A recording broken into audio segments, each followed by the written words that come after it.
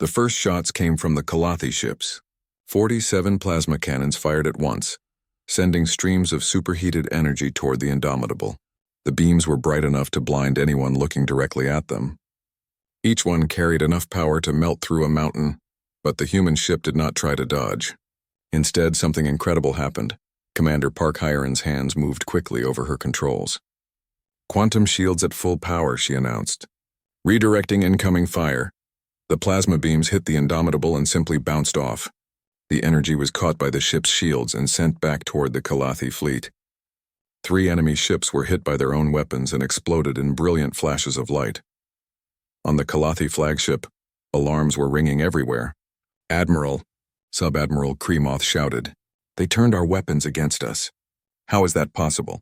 Admiral Vextar stared at the tactical display in shock. He had seen many battles, but nothing like this.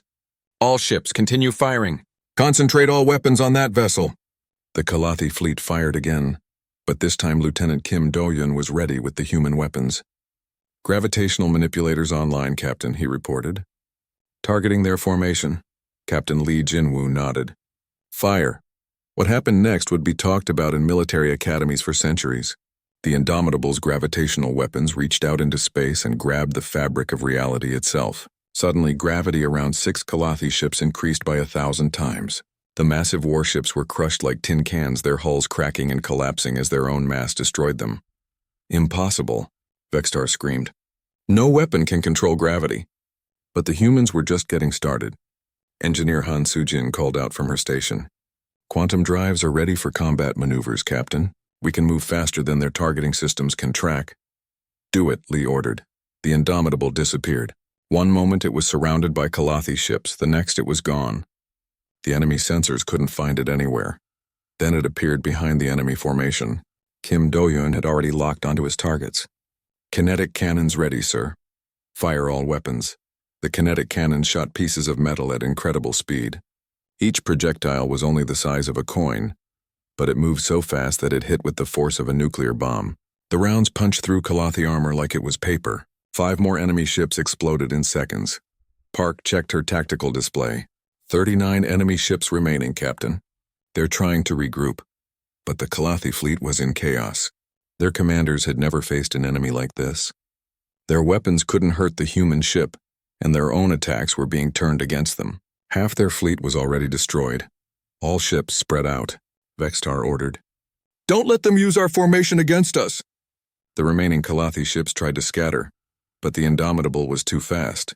It appeared next to a group of enemy vessels and fired its energy weapons. Beams of pure energy cut through space and sliced the Kalathi ships in half. Kremoth grabbed his admiral's arm. "Sir, we must retreat. We cannot fight this thing." "The Empire does not retreat," Vextar roared. "Signal all ships to ram the human vessel. If we cannot destroy it with weapons, we will crash into it." 10 Kalathi ships turned toward the Indomitable and accelerated to maximum speed. Their captains were brave, willing to die for the Empire. But bravery was not enough against human technology. Han Sujin smiled at her console. "Captain, they're trying to ram us. Should I activate the phase generators?" "Yes, show them why that won't work." The Indomitable became transparent like a ghost. The Kalathi ships flew right through it without touching anything. The human vessel had shifted into a different dimension, letting the enemy ships pass through empty space. Then it became solid again. Right in the middle of the enemy formation, Kim Do-hyun fired all weapons at once. The space around them lit up like a new star as energy beams, kinetic rounds, and gravitational waves struck in all directions. When the light faded, 15 more Kalathi ships were gone. Only 14 enemy vessels remained. "Admiral, we must surrender," Kremoth pleaded. "This is not a battle, it's a massacre." Vextar looked at the tactical display. In less than 10 minutes, the human ship had destroyed over 30 Imperial warships. His mighty 7th Fleet was being destroyed by a single enemy vessel. "Sir," his communication officer called out, "the human ship is sending us a message." Captain Lee's face appeared on the main screen again. But now he looked different. Before he had seemed calm and patient. Now there was something dangerous in his eyes. "Admiral Vextar," Lee said, "your fleet is defeated. Order your remaining ships to power down their weapons and prepare to be boarded." "Never," Vextar snarled. "The Kalathi Empire bows to no one." "Then you will all die," Lee replied simply. The Indomitable moved toward the Kalathi flagship. Its weapons were charging up again, ready to finish the battle. But then something unexpected happened. One of the Kalathi ships broke formation and flew away from the battle at maximum speed. Then another ship followed. Soon half the remaining fleet was running away, cowards. Vextar screamed at his fleeing captains, "Come back and fight!" But they were gone, jumping into hyperspace to escape. Only 3 ships remained with their admiral, including his flagship. Park checked her sensors. "Captain, the remaining ships are powering down their weapons. I think they want to surrender." Lee considered this. He could destroy the last few ships easily, but that would serve no purpose. Better to let some of them survive to carry a message back to their empire. "Target their engines only," he ordered. "Disable them, but don't destroy them."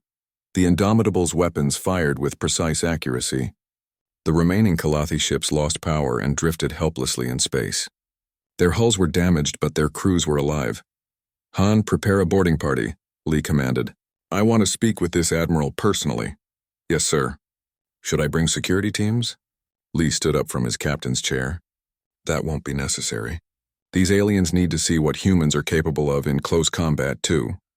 20 minutes later, Lee and 5 of his officers boarded the Kalathi flagship. They wore human combat armor that made them look like walking tanks. Each suit was powered by a small reactor and made the wearer stronger and faster than any normal person. The Kalathi crew watched in fear as the humans walked through their ship. Lee moved with confidence, his armored boots ringing on the metal floor. His officers followed behind him, their weapons ready but not threatening. They found Admiral Vextar on his bridge. The Kalathi commander sat in his chair, trying to look proud despite his defeat. But Lee could see the fear in his yellow eyes. "So," Vextar said, "the humans finally show themselves. You hide behind your technology, but you are still weak creatures." Lee stopped in front of the alien admiral. Even in his armor, he was shorter than Vextar. But there was something about the human that made the Kalathi uncomfortable. "Stand up," Lee ordered quietly. "I will not." Lee moved so fast that Vextar barely saw him. One moment the human was standing 3 feet away. The next he had grabbed the admiral and lifted him out of his chair. Vextar was twice as heavy as a human, but Lee held him up with one hand. The Kalathi admiral tried to fight back, but Lee's armor made him incredibly strong. Vextar's claws couldn't even scratch the human's suit. "You said we were weak," Lee said calmly, still holding the alien in the air. "Do I seem weak to you?" He set Vextar down carefully, but the message was clear. The humans were not just technologically superior. They were dangerous in every way that mattered. You are stronger than you look," Vextar admitted. "We had to be," Lee replied. "We learned to fight by fighting each other. Every human colony has been in wars. We know how to survive because we've had to." Lee looked around the Kalathi bridge. The alien crew was staring at him with fear and respect. They had never seen anyone handle their admiral like that. "I'm going to let you live," Lee told Vextar. "You and your surviving crews will be given supplies and sent back to your empire." "Do you know why?" Vextar shook his head. "Because I want you to deliver a message," Lee continued. "Tell your emperor that humanity has arrived. Tell him that we are not like the other species you have conquered. We do not bow down to bullies." Lee turned and walked toward the exit, his officers following him. At the doorway, he stopped and looked back. "And tell him that if he wants this war to continue, we'll be happy to finish what you started today." As the humans left the Kalathi ship, Vextar slumped back into his chair. His proud 7th Fleet was destroyed. His ships were floating wrecks. And somewhere in the galaxy, there was an entire human civilization that could build ships like the Indomitable. For the first time in his life, Admiral Vextar was truly afraid. Captain Lee Jinwoo stood on the bridge of his ship, looking out at the stars through the main window. The ship was called the Indomitable, and it was unlike anything the galaxy had ever seen before. Lee was a tall man with dark hair and serious eyes. He had been fighting wars among the human colonies for 20 years. Now he faced something much bigger. "Captain, we are approaching the Vega system," said Commander Park Hyron from her station. She was the ship's tactical officer, a smart woman who could think faster than most computers. Her fingers moved quickly over the control panels as she checked their position. "Good. Take us out of hyperspace," Lee ordered. He felt the familiar shake as the ship dropped back into normal space. The stars stopped being lines of light and became points again. Vega Prime hung before them like a blue and green jewel. It was a beautiful world with oceans and forests. Lee knew that the Kalathi Empire wanted to take it for themselves.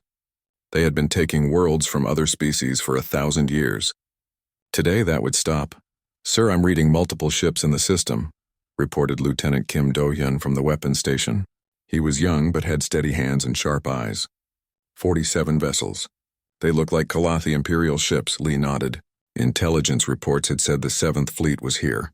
Admiral Vextar commanded it, a proud warrior who thought no one could stand against the Empire. Today he would learn otherwise. "They've seen us, Captain," Park said. "The entire fleet is turning toward us." Through the window, Lee could see the Kalathi ships changing direction. They were big gray vessels that looked like flying fortresses. Each one carried enough weapons to destroy a city. Together they seemed unstoppable. But Lee was not worried. He had been waiting for this moment his whole life. The communication system crackled to life. A harsh voice spoke in the Kalathi language, then switched to basic Galactic Common. "Unknown vessel, you have entered Imperial space. Identify yourself immediately and prepare to be boarded." Lee walked to the communication station. Engineer Han Sujin looked up at him from her controls. She was responsible for keeping their advanced systems running. Her eyes showed confidence in their ship's abilities.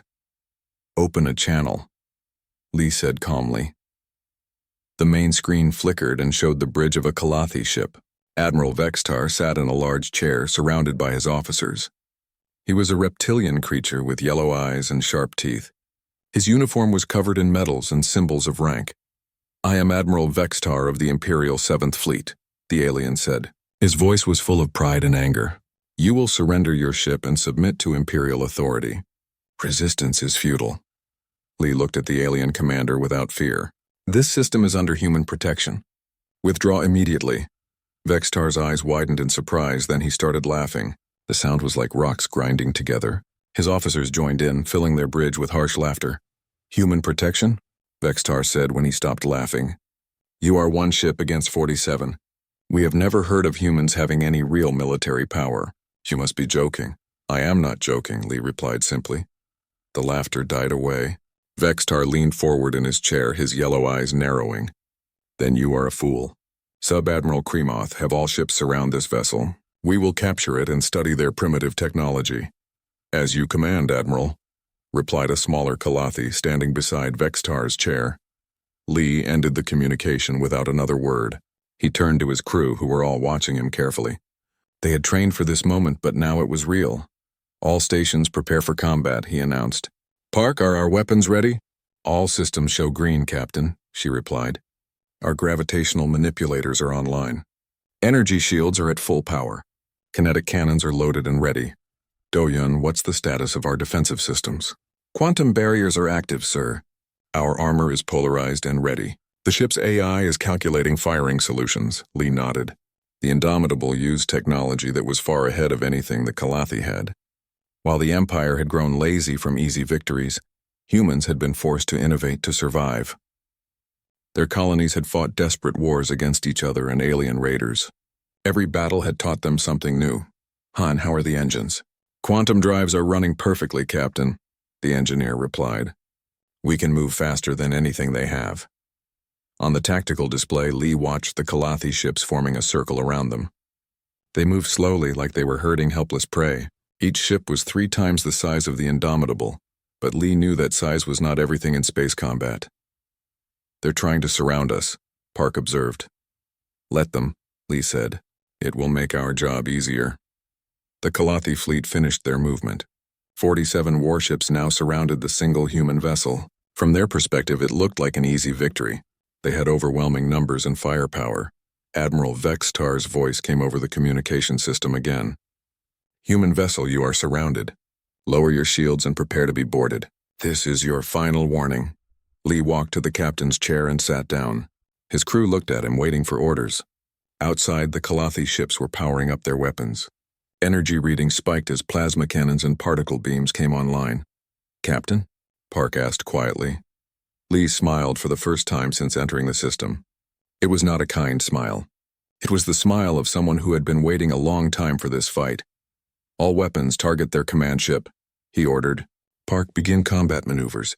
Show them what human engineering can do. Yes, sir, Park replied. Her hands moved over the controls with practiced skill. The Indomitable's hull began to glow with strange energy. The weapon systems that had been hidden inside the ship's armor started to emerge. Panels slid back to reveal cannons that fired compressed matter at near light speed. Energy collectors that could bend space itself around the ship began to hum with power. On the Kalathi ships, alarms started ringing. Their sensors were detecting energy levels that should have been impossible for a ship that size. Readings showed weapons and defenses that exceeded their most advanced technology. Admiral, Kremoth said urgently on the Kalathi flagship, their energy output is beyond our measurement scales. These readings cannot be correct. Vextar stared at his instruments in disbelief. Check the sensors again.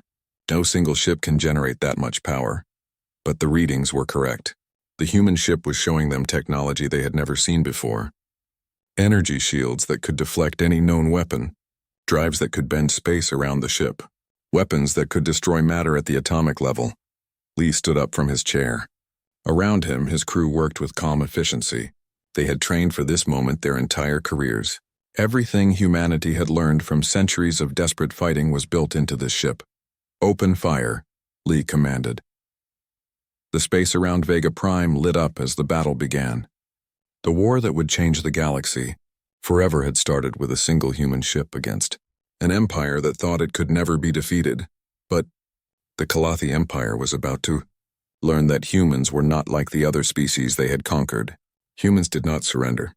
Humans did not give up. And humans had been preparing for this war much longer than anyone imagined. The great throne room on Zerion Prime had never been so quiet. Emperor Zixander sat on his golden chair, reading the report from Admiral Vextar for the third time. The massive hall could hold 1,000 people, but today only his closest advisors were present. Impossible, the Emperor said finally. His voice echoed off the tall walls. One ship cannot destroy an entire fleet. Vextar must be lying to cover his failure. War Marshal Thuvok stepped forward. He was the Empire's greatest military mind, a veteran of dozens of successful campaigns. His scarred face showed no emotion as he spoke. My lord, we have reports from 3 other admirals who escaped the battle. They all say the same thing.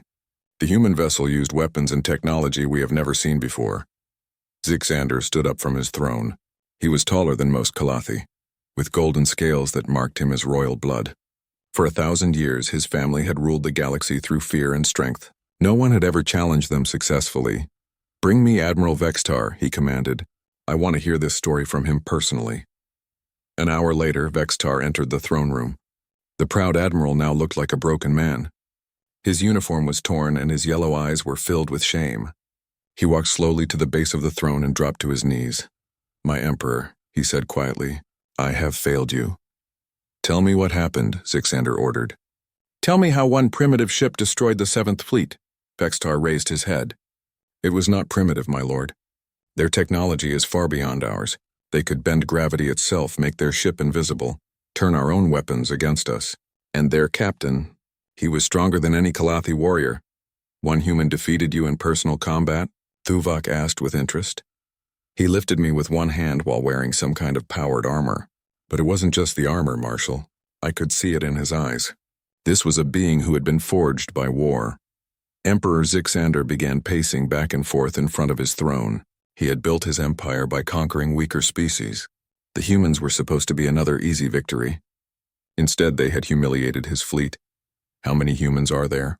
He asked. We don't know, my lord. Our intelligence reports say they control several dozen star systems, but we have never seen their full military strength. And you believe they have more ships like the one that defeated you? Vextar nodded slowly. The captain said humanity had arrived, not just one ship. I think this was only the beginning. The Emperor stopped pacing. In 1,000 years of conquest, the Kalathi Empire had never faced a real challenge. They had grown soft, relying on their size and reputation to win battles. But these humans seemed different. Thuvok, he commanded, gather the Great Armada. Call back every fleet from the outer systems. I want 200,000 ships ready for war. The War Marshal bowed. As you command, my lord. But may I suggest we try diplomatic contact first? Perhaps we can learn more about their capabilities before— No! Zixander roared. The Empire does not negotiate with rebels. We will crush these humans and show the galaxy what happens to those who challenge us. But while the Emperor raged on his distant throne world, something else was happening in the Vega system. Captain Li Jinwu stood in the command center of a space station that had not been there the day before. The massive structure had materialized from hyperspace just hours after the battle ended. Captain Yu Seungwan has arrived with the Third Fleet, Commander Park Hyerin reported. 15 ships are taking defensive positions around the system. Li nodded. Yu had been one of his students at the Human Naval Academy. The young captain was brilliant and aggressive, perfect for the coming war. His ship, the Defiance, was even more advanced than the Indomitable. Any word from Admiral Nam Ji-yun? Li asked. She's bringing the main fleet from the Centauri systems. Expected arrival in 6 hours. Li walked to the main viewing window. Outside, he could see dozens of human ships moving into formation. Each vessel was a masterpiece of engineering, built with technology that had been developed in secret for 50 years. Dr. Choi Mirai approached from her research station. She was the team's expert on alien technology, and she had been studying the captured Kalathi equipment. Her findings were interesting. Captain, I've finished analyzing their weapons and shields, she said. The Kalathi technology is actually quite sophisticated, but it's old. They haven't made any major improvements in centuries. What does that tell us? They've been winning so easily that they stopped trying to get better. Their ships are designed for fighting enemies who can't fight back effectively. Li smiled grimly. Then they're in for a surprise when they meet us. The space station's communication system activated. A familiar face appeared on the main screen. Admiral Nam Ji-yun, commander of the Human Defense Force. She was a small woman with gray hair and sharp eyes that missed nothing. Captain Li, she said with a slight smile, I see you've announced our presence to the galaxy. The Kalathi Empire needed to know we exist, Li replied. Now they'll come for us with everything they have. Good. We've been preparing for this war for decades. It's time to show them what humanity can do. Behind the Admiral, Li could see the bridge of her flagship, the Sovereign. It was the most powerful ship humans had ever built, armed with weapons that could destroy entire fleets. But it was only one of many such vessels. How many ships are we bringing? Li asked. 3,000 of our best warships plus support vessels and troop transports. Each ship is crewed by volunteers who know what we're fighting for. Li understood. The human colonies had been fighting each other for generations, but they had always united when faced with an outside threat. Every human knew stories of the old wars when their ancestors had to fight just to survive in a hostile galaxy. Admiral, what about the other species? The ones the Kalathi have conquered? Nam's expression became serious. Our intelligence reports say many of them are watching this conflict carefully. If we can prove that the Empire can be defeated, some might join us. This was the real strategy. Humanity didn't want to conquer the galaxy like the Kalathi had. They wanted to free it. Every species that had been forced to serve the Empire was a potential ally, if humans could show them hope. The Andorians have already sent secret messages, Dr. Choi added. Their leader, Empress Lyrabeth, is organizing a resistance movement. She's waiting to see if we can win a major battle against the Empire. Then we'll give her one, Li said firmly. 6 hours later, the human fleet arrived in the Vega system. 3,000 warships dropped out of hyperspace in perfect formation. Each vessel was different, designed for specific roles in combat. Some were fast attack ships like the Defiance. Others were massive battleships like the Sovereign. All of them carried technology that would seem like magic to most galactic civilizations. Engineer Yang Xiaoyong worked frantically on the space station, coordinating the fleet's supply needs. She was responsible for the technology sharing programs that kept human forces equipped with the latest weapons and defenses. Captain, she reported to Li, all ships are reporting ready status. Quantum drives are charged, weapons are online, and our new shield generators are working perfectly. Li looked out at the assembled fleet. Each ship represented years of research and development. Humanity had spent centuries learning how to fight, and now they were ready to use that knowledge. Signal all captains, he ordered. Tell them the Emperor is gathering his forces. Soon we'll face the largest fleet in galactic history. Are you worried, sir? Park asked quietly. Li considered the question. The Kalathi Empire had ruled the galaxy for 1,000 years. Their great armada would outnumber the human fleet by 60 to 1. Any rational person would be terrified, but humans had never been entirely rational. They were the species that had looked at an impossible situation and decided to fight anyway. They had survived by being too stubborn to give up even when everything seemed hopeless. "No," Lee said finally. "I'm not worried. The Empire thinks this will be like their other conquests. They expect us to be afraid of their numbers." He turned to face his officers. Around him, humans were working with calm efficiency, preparing for the greatest battle in galactic history. They knew the odds, but they also knew something the Empire didn't. "They've forgotten what it's like to fight an enemy that fights back," Lee continued. "For 1,000 years, they've only faced species that surrendered quickly. They don't know how to handle someone who refuses to give up." Through the window, more human ships were arriving. Each one brought volunteers from the colonies, people who had left their families and homes to fight for freedom. They came from mining worlds and agricultural planets, from research stations and trading posts. All of them understood that this war would determine the future of the galaxy. "Captain," the communication officer called out, "we're receiving a message from the Kalathi Empire. It's addressed to all human forces. Put it on screen." Emperor Zixander's face appeared, looking angry and arrogant. Behind him stood dozens of Kalathi officers, all wearing their finest uniforms. "Humans," the Emperor said in his harsh voice, "you have attacked the Empire and destroyed Imperial property. This aggression will not be tolerated. Surrender now and your deaths will be quick. Continue to resist and we will hunt down every member of your species." The Helix Nebula was a beautiful place to die. Clouds of colorful gas stretched for millions of miles, lit from within by dying stars. It was here that Admiral Namjion chose to make her stand against the Kalathi Empire. "Status report," she commanded from the bridge of the Sovereign. Around her, the flagship's crew worked with calm efficiency, preparing for the largest space battle in galactic history. 3,000 human ships in defensive formation, reported Captain Bae Youngman, her tactical officer. "The nebula's radiation will interfere with their sensors, but it will affect us too." "That's exactly what we want," Nam replied. "Numbers mean nothing if they can't coordinate their attacks." Through the main window, she could see the human fleet spread out among the glowing gas clouds. Each ship was positioned carefully, taking advantage of the nebula's unique properties.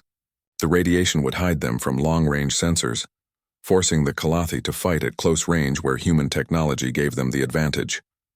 "Admiral," the communication officer called out, "Captain Lee reports that his scouting ships have detected the Great Armada, 200,000 vessels approaching from the galactic rim." Nam nodded. The intelligence reports had been accurate. Emperor Zixander was bringing everything he had, determined to crush the human rebellion quickly and completely. "Time until they arrive?" 6 hours at their current speed. "Good, that gives us time to make final preparations. Signal all ships to begin Phase 1 deployment." Across the nebula, human vessels began moving to their assigned positions. This was not a traditional battle formation. Instead, it looked almost random, with ships scattered throughout the gas clouds in small groups. But there was a careful plan behind the apparent chaos. Captain Park Heeran, now commanding her own destroyer called the Lightning, positioned her ship near a dense cluster of cosmic dust. Her crew had spent months training for this moment, learning how to use the nebula's environment as a weapon. "Engineering? Are the gravitational mines ready?" she asked. "All set, Captain," replied her chief engineer. "When the Kalathi ships enter the minefield, we can trigger localized gravity wells that will tear them apart." Meanwhile, Captain Yu Seung-Wan brought the Defiance to a position near the nebula's edge. His job was to hit the enemy fleet's flanks, using his ship's speed to strike quickly and disappear back into the gas clouds. "Stealth systems online," his tactical officer reported. "We're invisible to their sensors as long as we stay near the radiation sources."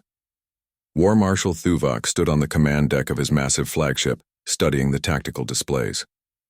The Great Armada stretched out behind him in a formation that had conquered 1,000 worlds. Each ship was a symbol of Kalathi power and superiority. "Marshal," his intelligence officer reported, "our scouts have located the human fleet. They appear to be scattered throughout the nebula with no clear defensive line." Thuvok frowned. This was not what he had expected. Every species the Empire had faced before had formed traditional battle lines, trying to concentrate their firepower. But the humans seemed to be hiding among the gas clouds like cowards. "How many ships?" he asked. "Approximately 3,000, sir. Much smaller than our intelligence estimates suggested." 3,000 against 200,000, Thuvok said with satisfaction. "Even with their advanced technology, they cannot hope to win with such small numbers." But the war marshal was about to learn that humans had a different understanding of space warfare. For centuries, the human colonies had fought desperate battles where they were always outnumbered.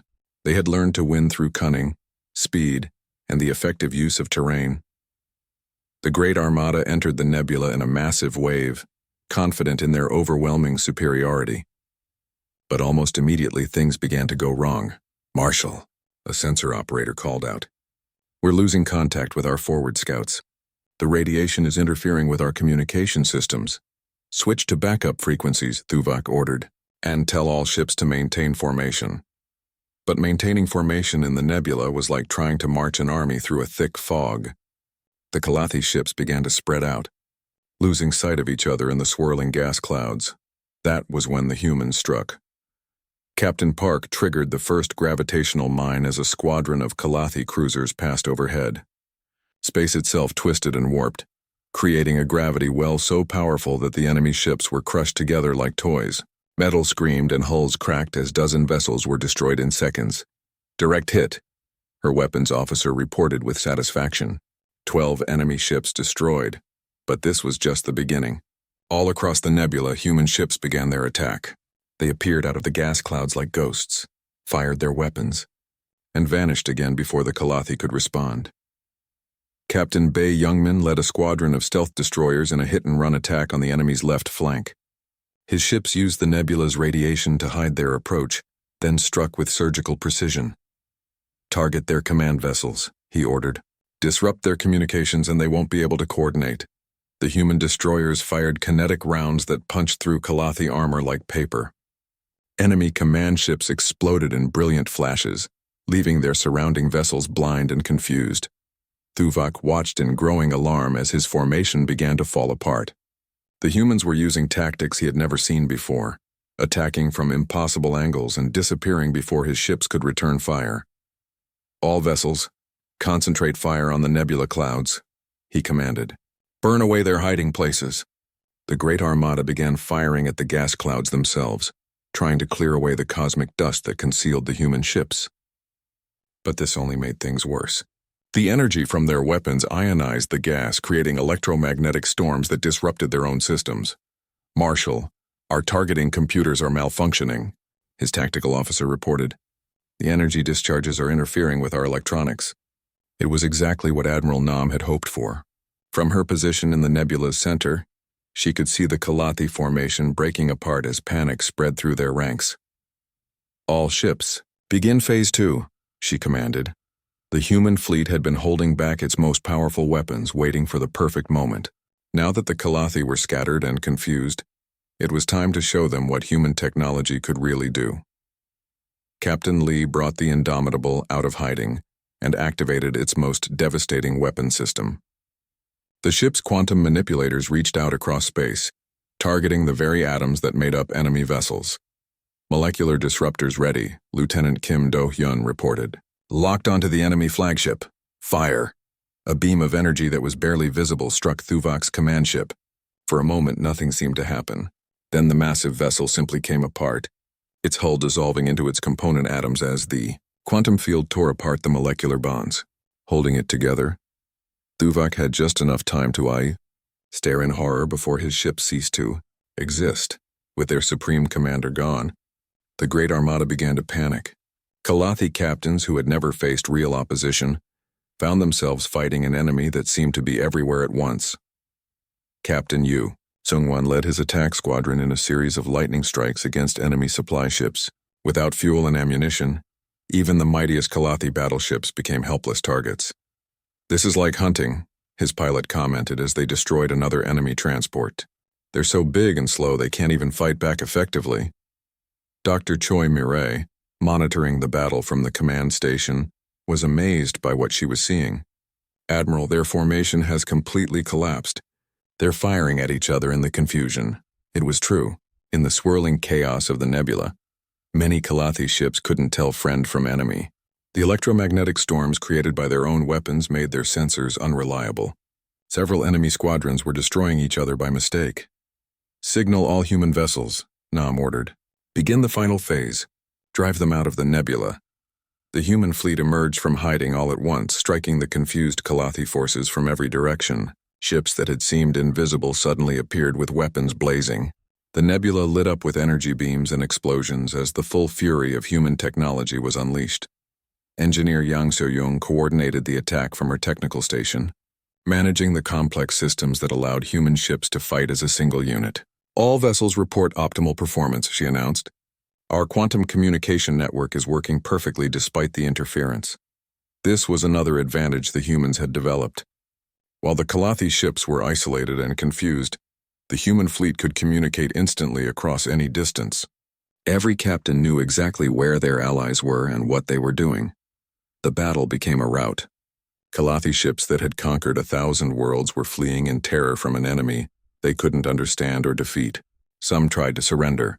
Others attempted to escape, but the human ships were faster and more maneuverable. Captain Park led her squadron in pursuit of a group of fleeing enemy cruisers. "Should we let them go, Admiral?" she asked over the communication network. "Yes," Nam replied.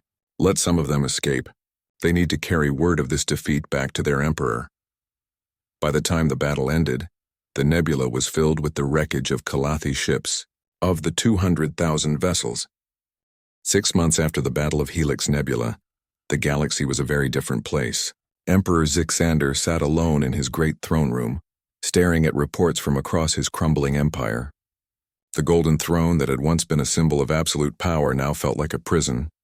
"My lord," his communication officer announced nervously, "the Andorian systems have declared independence. Empress Lyrabeth is forming her own government." Zixander crumpled the report in his clawed hands. The Andorians had been loyal subjects for 3 centuries. Now they were following the human example, choosing freedom over security. "What about the Vegan colonies?" he asked, though he already knew the answer. "Also in rebellion, my lord. They've requested human protection and received it. 3 human ships are now guarding their system." It was the same story everywhere. World after world was declaring independence from the Empire, inspired by humanity's victory. The species that had once trembled at the mention of Kalathi power were now openly defying their former masters. Admiral Li Jinwu stood on the observation deck of the new diplomatic station orbiting Earth. Through the transparent walls, he could see representatives from dozens of species arriving for the first Galactic Freedom Conference. Ships from worlds he had never heard of were coming to learn about human ideas of democracy and liberty. "Admiral," President Oh Tae-jun approached from behind. The leader of the Terran Republic was a calm man who had spent his career building bridges between the human colonies. Now he faced the much larger task of helping build a new galactic civilization. "Mr. President," Lee acknowledged, "how are the negotiations going?" "Better than expected. The Andorians want to form a mutual defense treaty. The Vegans are offering to share their agricultural technology. Even some of the smaller Kalathi worlds are asking for protection from their own emperor." Lee was not surprised. In the months since Helix Nebula, human diplomats had been working throughout the galaxy. But their message was different from the Empire's. Instead of demanding submission, they offered partnership. Instead of taking resources, they shared technology. "Any word from the Kalathi homeworld?" Lee asked. "Emperor Zixander has requested a meeting. He wants to discuss terms for ending the war." Lee considered this. The human fleet could probably defeat the remaining Kalathi forces, but at great cost. Peace would save millions of lives on both sides. "I'll meet with him," Lee decided. "But only on neutral ground and only as equals." 2 weeks later, a single Kalathi ship arrived at the diplomatic station. Emperor Zixander emerged wearing simple clothes instead of his royal robes. For the first time in his life, he was asking for something instead of demanding it. Lee met him in a plain conference room with no symbols of power or dominance. President O sat beside him, along with Admiral Nam and several other human leaders. Across the table, the Emperor looked tired and defeated. "I never thought I would sit at a table as an equal," Zixander admitted. "For 1,000 years, my family ruled through strength. We took what we wanted and destroyed those who opposed us." "And how did that work out?" Lee asked quietly. The Emperor's shoulders sagged. "My empire is falling apart. Half my worlds have declared independence. My fleets are deserting to join your alliance. My people are beginning to question everything we built." President O leaned forward. "Emperor, we don't want to destroy the Kalathi people. Your species has made many contributions to galactic civilization. But the age of conquest is over. What do you want from me? Zixander asked. We want you to free the worlds that still serve you, Admiral Nam replied. Let them choose their own governments. Join our alliance as equals, not masters. It was a hard choice for someone who had never known anything but absolute power, but Zixander could see the writing on the wall. The old ways were dead, killed by human weapons and human ideas. If I agree to this, he said slowly, what happens to my people? Will you take revenge for our past crimes? Lee shook his head. We believe in justice, not revenge. War crimes will be punished, but ordinary Kalathi citizens will be welcomed into the new galactic community. Over the next several hours, they worked out the details of the peace agreement. The Kalathi Empire would be dissolved, its member worlds given the choice of independence or joining the new Free Worlds Alliance. Zixander would remain as a ceremonial leader of the Kalathi homeworld, but with no power over other species. When the meeting ended, the Emperor stood to leave. At the door, he turned back to Lee. I have one question, he said. Why did you humans become so powerful? What made you different from all the species we conquered? Lee thought for a moment before answering. We learned to fight because we had to. Our colonies were scattered and often at war with each other. We couldn't rely on anyone else to protect us, so we learned to protect ourselves. But why didn't you use that power to build your own empire? Because we remembered what it was like to be weak, Lee replied. We knew how it felt to be afraid of stronger neighbors. We didn't want to make others feel that way. Zixander nodded slowly and left without another word. 1 year later, the galaxy had transformed beyond recognition. The Free Worlds Alliance included over 300 independent systems, each governing itself according to its own customs and beliefs. Human ships patrolled the trade routes, protecting merchant vessels and keeping the peace. Captain Park Hyeran, now an admiral, commanded one of these patrol fleets. Her ship, the New Dawn, was crewed by beings from a dozen different species, all working together toward common goals. Admiral, her Andorian first officer, reported, We're receiving a distress call from the Rigel system. Pirates are attacking a convoy of refugee ships. Set course for Rigel, Park ordered.